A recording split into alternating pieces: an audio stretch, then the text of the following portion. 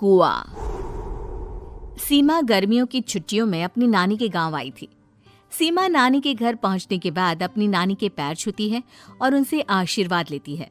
तभी उसकी नानी उससे कहती है, इतनी बड़ी हो गई मेरी सीमा, चल जल्दी से हाथ मुंह धो ले, मैं तेरे लिए खाना लगा देती हूँ। भूख लगी होगी ना? हाँ नानी, भूख तो लग रही है मुझे, आपके हाथ के बने हुए पीले दाल और चावल खाने की। कितना टाइम हो गया है मुझे आपके हाथ का बना हुआ दाल चावल खाए हुए। तू तो नौकरी में व्यस्त थी, तो तुझे कहाँ से टाइम मिलेगा अपनी नानी के लिए?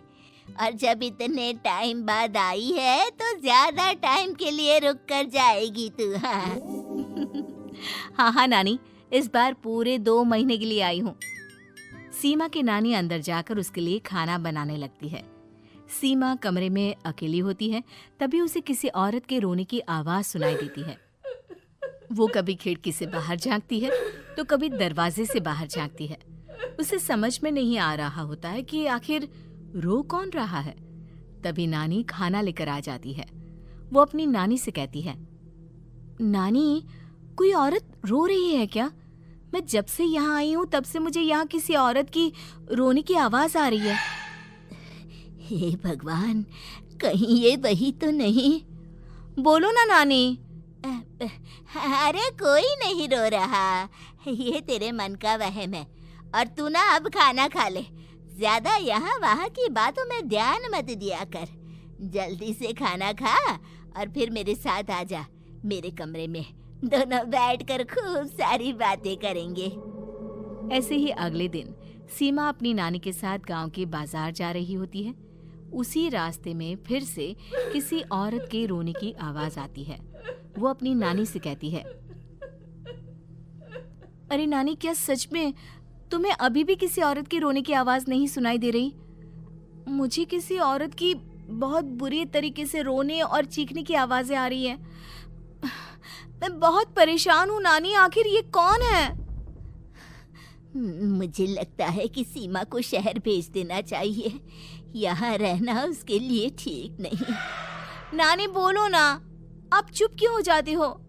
सीमा, तू घर चल, मुझे तुझसे बहुत जरूरी बात करनी है। नानी सीमा को घर ले आती है और सीमा से कहती है, सीमा, कल सुबह तू शहर वापस चली जाएगी। अरे अचानक? आखिर क्या बात है नानी, आप मुझे ऐसे जाने को क्यों कह रही हो? मैं बस जो कह रही हूँ उस पर ध्यान दे। तू कल सुबह यहाँ से चली जाएगी, और ये बात मैं कोई मजाक में नहीं बोल रही। तू कल जाएगी तो मतलब जाएगी। अरे नानी, चली जाऊंगी मैं, ठीक है, पर आखिर बात क्या है ये तो बता दो। मम्मी से कोई बात हुई है या फिर मुझसे कोई गलती हुई है जो तुम मुझे अचानक से जाने के लिए बोल रही हो? देख सीमा, रात बहुत हो चुकी है और मुझे इस बारे में कोई बात नहीं करनी।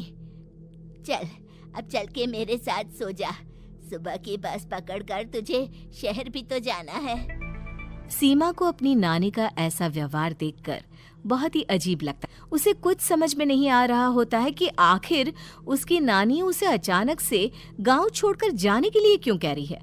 ये सारी बातें सोचते सोचते सीमा की आंख लग जाती है और वो अपनी नानी के साथ सो जाती है। ऐसे ही आधी रात को सीमा को फिर से किसी औरत की रोने की आवाज सुनाई देती है। वो उस औरत की आवाज सुनकर बार बार करवटें बदल रही होती है और तभी उसे सपने में भी एक अजीब सी औरत की परछाई दिखाई देती है, जो इतना चीख चीख कर रो रही होती है कि सीमा डरकर उठ जाती है। वो पूरे पसीने पसीने हो रही होती है।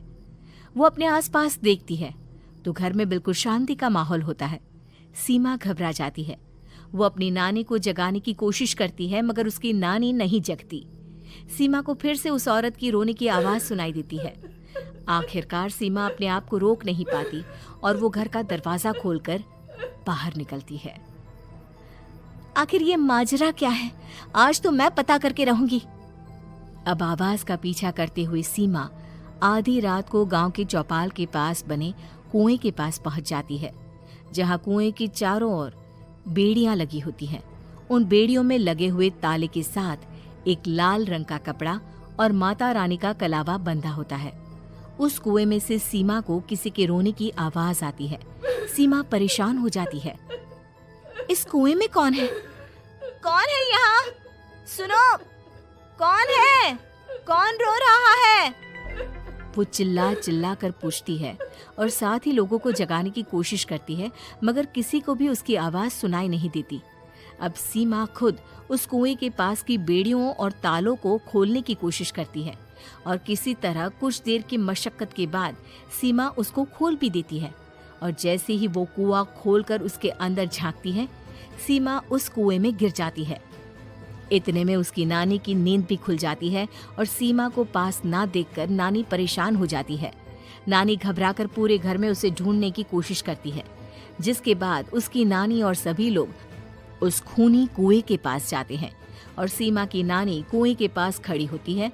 सभी गांव वालों और सीमा की नानी को सीमा के चिल्लाने की आवाज आती है। बचाओ, कोई मुझे बचाओ। मेरी बच्ची, हम आ गए, हम तुझे बचा लेंगे।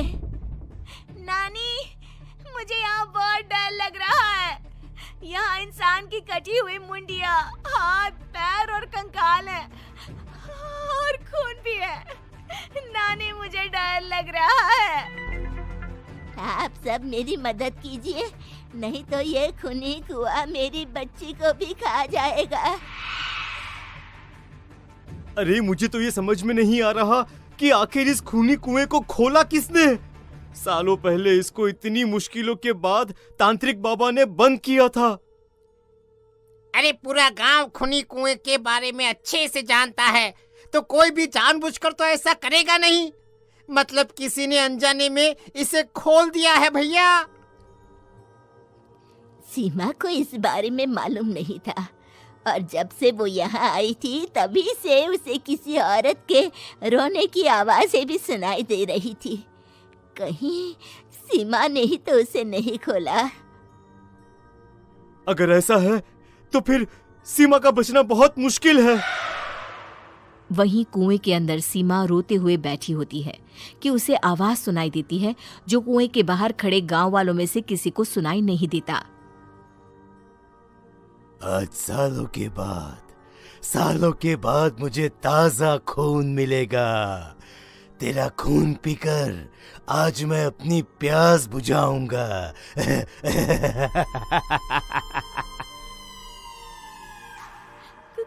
कौन है? मत मारो प्लीज, मुझे जाने दो प्लीज। मैंने किसी का क्या बिगाड़ा है? वो तुझे मरने के बाद पता चल ही जाएगा।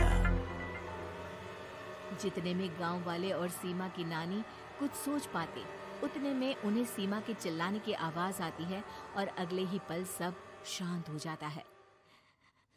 क्या हुआ? सीमा, मेरी बेटी। माफ करना बहन, लेकिन अब सीमा वापस नहीं आएगी। हमें एक बार फिर से कुएं को बंद करना होगा। गांव वाले तभी तांत्रिक को बुला कर लाते हैं।